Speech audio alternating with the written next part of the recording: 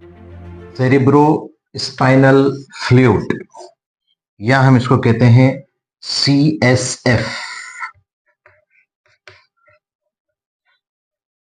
In anatomy as well as in physiology it is an important topic जो कि university exam में पूछा जाता है।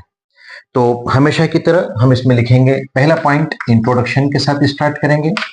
इंट्रो, तो it is a clear colourless liquid, or we can say that it is a modified tissue fluid which is confined into brain ventricular systems। जितने भी ventricles, देखो मैंने आपको अभी क्या पढ़ा है, अगर आप मेरे लेक्चर्स कंटिन्यूस देख रहे हैं तो आप देखेंगे कि मैंने जब ब्रेन एनाटॉमी चालू करी तो मैंने हर एक चीज को एक के बाद एक लिया और मैंने कहा कि आप इसी सीक्वेंस में पढ़ें तो आपको आसान रहेगा।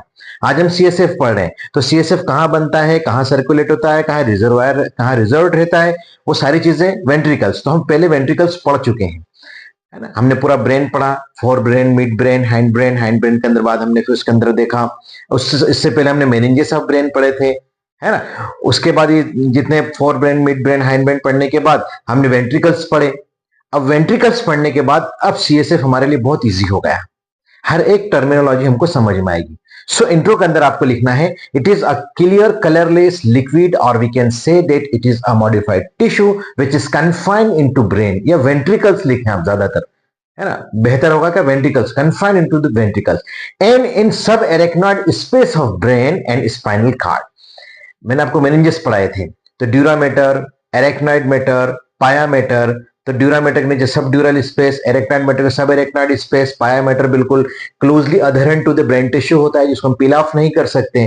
तो एरेक्नॉइड मैटर के नीचे का जो स्पेस है सब एरेक्नॉइड स्पेस कहलाता है, ये ब्रेन में भी होता है। और चूंकि spinal cord is an extension of brain, so it is also available present into the spinal cord, subarachnoid space of spinal cord। okay, it is an ultrafiltrate of plasma, आप ऐसा लिखेंगे तो और अच्छा लगेगा, ultrafiltrate of plasma।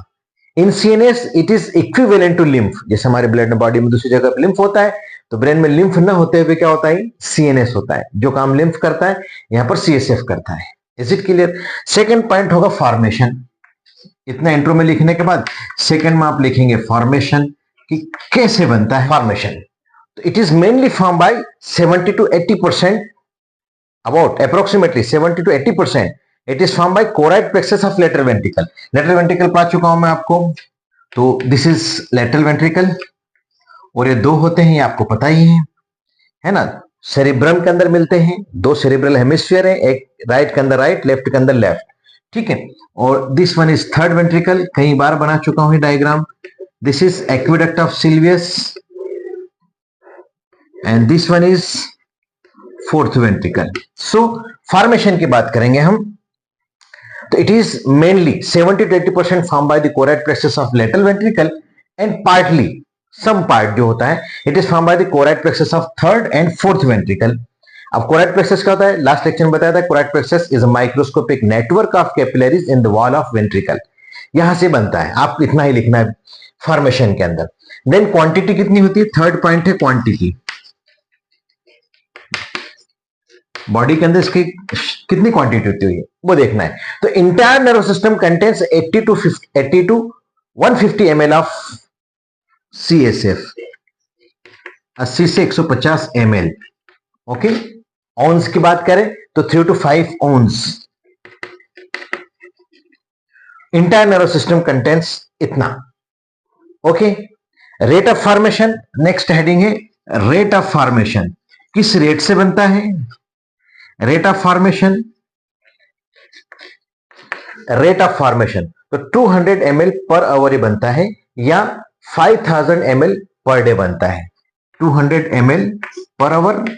अब चूंकि 24 घंटे होते हैं तो 24 दूनी 48, 4800, तो अप्रोक्सीमेटली 5000 ml पर डे ये बनता है, और यूज भी होता है, बताऊंगा आगे इसका फंक्शन आपको।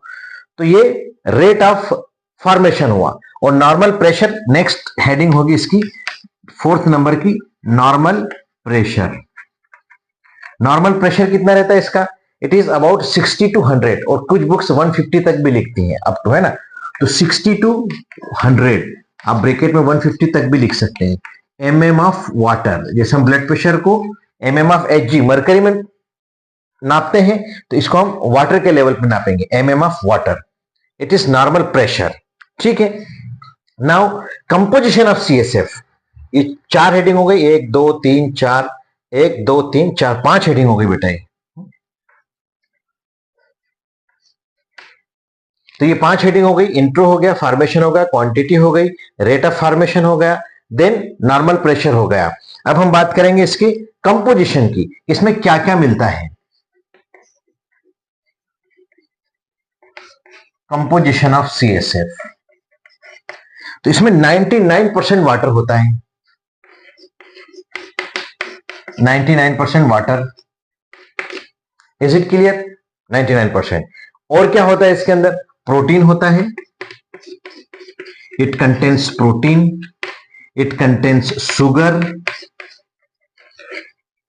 इट कंटेन्स एन आयंस, मतलब इलेक्ट्रोलाइट्स भी होते हैं, इलेक्ट्रोलाइट्स में anion and cation, ये तो आप पढ़ी चुके हैं केमिस्ट्री में, इजी है। एन आयंस में आपके क्लोराइड मिलेगा, बाइकार्बोनेट मिलेगा negative charge, cations positively charge, तो इसमें सोडियम मिलेगा, पोटेशियम मिलेगा, कैल्शियम मिलेगा 2 पॉजिटिव चार्ज, मैग्नीशियम मिलेगा 2 पॉजिटिव चार्ज। तो ये इलेक्ट्रोलाइट्स मिलते हैं, वाटर मिल गया, प्रोटीन मिल गया। प्रोटीन कितना होता है? 20 to 40 मिलीग्राम होता है इसके अंदर, in comparison to plasma low concentration होता है प्रोटीन का। शुगर भी इसके अंदर मिलेगी, इलेक्ट्रोलाइट्स में एनायंस और कैटायंस मिल गए, सेल्स मिलेंगी, ओके। सेल्स में आपकी जनरली WBC मिलती है इसके अंदर, is it clear? Then lactic acid मिलेगा, यूरिया मिलेगा, इम्यूनोग्लोबुलिन्स मिलेंगे। तो these are the composition of CSF, is it clear? आगे बढ़ते हैं। अब हम देखेंगे, बात करेंगे फॉर्मेशन की, सॉरी सर्कुलेशन की। ठीक है, सर्कुलेशन कैसे सर्कुलेट होता है? मैंने भी बताया आपको कि लेटरल वेंट्रिकल, 2 लेटरल वेंट्रिकल के अंदर एक साइड हमने एक सिंगल डायग्राम बनाया, 2 लेटरल वेंट्रिकल होते हैं, तो 2 लेटरल वेंट्रिकल में बनता है। और foramen of Monro, this is foramen of Monro, interventricular foramen. भाई लेटरल वेंट्रिकल, ये वेंट्रिकल्स क्या है? कमरे हैं, these are the hollow spaces, cavities. तो 2 लेटरल वेंट्रिकल के अंदर बना, लेटरल वेंट्रिकल से थर्ड वेंट्रिकल में जाएगा, अभी ब्रेन में सर्कुलेट हो रहा है, ब्रेन के अंदर इंटरनल स्ट्रक्चर में, वेंट्रिकल्स में बना तो लेटरल वेंट्रिकल से बन के थर्ड वेंट्रिकल में जाएगा। तो जाएगा किस दरवाजे से? जाएगा एक कमरे से दूसरे कमरे में, तो दरवाजे का नाम है इंटरवेंट्रिकुलर फोरामन, यहां पर होता है। इसको फोरामन ऑफ मोनरो भी कहते हैं, लिखा चुका हूं मैं, नोट्स में देख लेना। थर्ड वेंट्रिकल में आ गया, अब थर्ड वेंट्रिकल से फोर्थ वेंट्रिकल में जाएगा, तो जाएगा सेरिब्रल एक्विडक्ट या aqueduct of Silvius, this is aqueduct of Silvius, is it clear? इसके थ्रू जाएगा कहां पर? फोर्थ वेंट्रिकल में। अब फोर्थ वेंट्रिकल में आ गया, तो फोर्थ वेंट्रिकल से मोस्टली जो पार्ट होता है इसका CSF का, वो सब एरेक्नॉइड स्पेस में जाता है। अब यहां से आउट ऑफ ब्रेन जा रहा है, ब्रेन टिश्यू से निकल रहा है और सब एरेक्नॉइड स्पेस में गया, है ना। सब एरेक्नॉइड स्पेस कहां पर जाएगा? ये सेरिब्रम में जाएगा, सेरिब्रम के सब एरेक्नॉइड स्पेस में जाएगा, और स्पाइनल कॉर्ड के सब एरेक्नॉइड स्पेस में जाएगा। या आउट ऑफ ब्रेन गया, अराउंड द ब्रेन चलेगा यहाँ। तो जब ये सब एरेक्नॉइड स्पेस में जाता है, तो यहां पर 3 दरवाजों से जाता है। 2 तो लेटरल अपर्चर होते हैं, फोरामन होते हैं, फोरामन कह लो, अपर्चर कह लो, अपने जो समझ रहे हैं तो दरवाजे कह लो, है ना। सो थ्रू लेटरल फोरामन जो लेटरली, मैंने पढ़ा चुका हूं आपको फोर्थ वेंट्रिकल के अंदर, उसको कहते हैं फोरामन ऑफ लश्का। और एक सेंट्रल फोरामन होता है, मीडियल फोरामन होता है, तो उसको कहते हैं फोरामन ऑफ मेगेंडाई। तो एम से मीडियल, एम से मेगेंडाई, एल से लेटरल, एल से लश्का। तो through foramen of Luschka and foramen of Magendie, it enters into the subarachnoid space around the cerebrum and spinal cord. और सम पार्ट जो है डायरेक्ट, क्योंकि अभी फोर्थ वेंट्रिकल के बाद क्या है? स्पाइनल कार्ड चालू हो जाती है, तो central canal of spinal cord में कंटिन्यू होता है। ठीक है, इज इट क्लियर?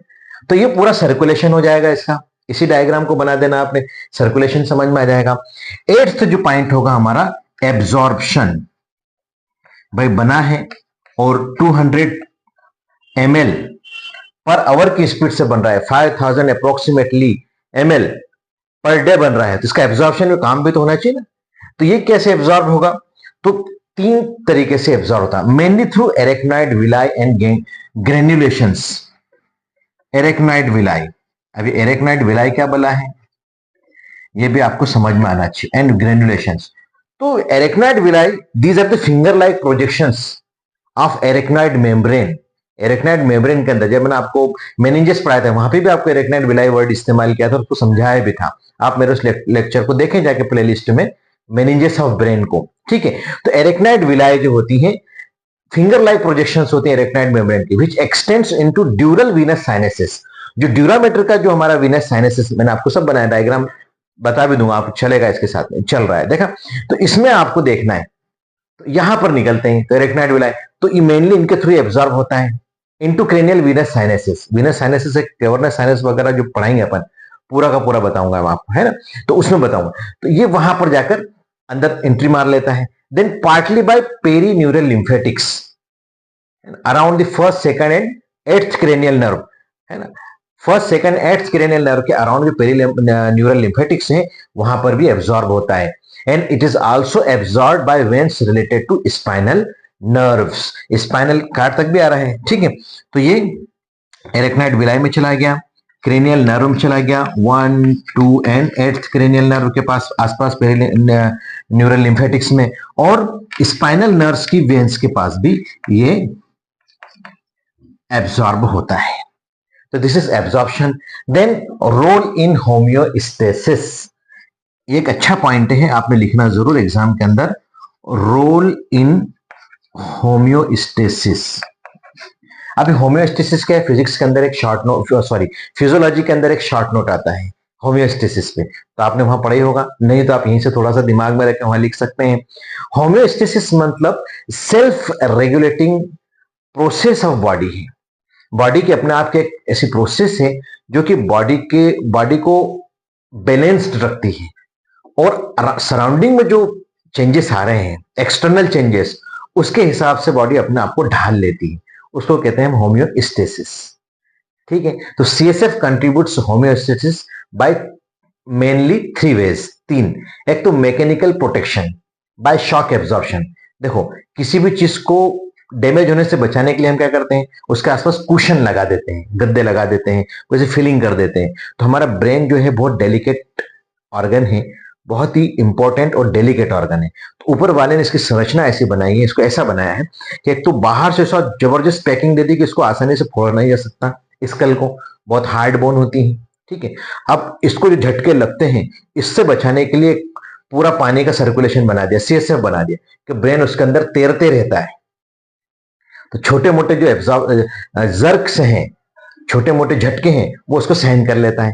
तो mechanical protection by shock absorption. Then chemical protection, तो CSF provides environment for accurate neuronal signalling. Accurate signalling के लिए तो एनायंस, कैटायंस, ये सारी चीजें उसके अंदर, तो उन सिग्नलिंग को प्रॉपर बनाए रखने के लिए केमिकल प्रोटेक्शन देता है। Is it clear? Then circulation, तो CSF is a medium for exchange of nutrients and waste products between the blood and nervous tissue। तो ब्लड और नर्वस टिश्यू के बीच में जो एक्सचेंज होता है, खाना ले लेता है और वेस्ट प्रोडक्ट को ब्लड को वापस देके एक्स्ट्रा ऑर्गन तक पहुंचा देता है। तो 3 वे के थ्रू ये अपने को होम्योस्टेसिस के अंदर हेल्प करता है। Is it clear? अब हम बात करते हैं इसके फंक्शंस की। 9th के बाद 10th इसका जो हेडिंग है वो है functions. Functions of the cerebrospinal fluid mainly 3 होते हैं, protective, nutritive and pathway for excretion from CNS. Protective, nutritive and pathway for excretion from CNS. इतना भी लिखोगे तो काम चल जाएगा, और एलेबोरेट करके लिखना है, टाइम है आपके पास, लिख सकते हैं तो लिख दीजिए। तो CSF acts as a shock absorber by acting like a cushion, gentle cushion, okay. Then CSF supports the weight of brain. मैंने आपको बताया कि अगर इंसान पानी के अंदर कूदेगा तो तैरता है ना, इतना भारी वजन 50-60 किलो का वजन लेके जब हम पानी के अंदर कूदते हैं तो डूबते क्यों नहीं? क्योंकि पानी के अंदर हमारा वजन कम हो जाता है। किसी भी चीज को पानी से निकालते हैं, वजनी चीज को, तो जब तक वो पानी सतह के बाहर नहीं आता, जब तक हमको कितना इजी लगता है, फट फट खींच लेते हैं, लेकिन उसके बाद 5 किलो का वजन भी खींचने में हमको मेहनत लगती है। Is it clear? ऐसा है।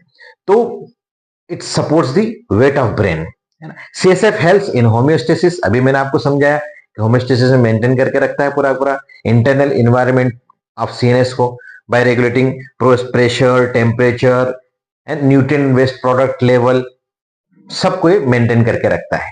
Is it clear?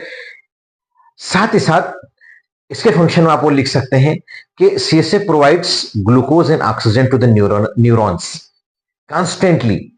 अगर 3 से 5 मिनट के लिए भी ऑक्सीजन और ग्लूकोज न्यूरॉन्स को नहीं मिले तो ये जिंदा नहीं रह सकते, मर जाएंगे न्यूरॉन्स।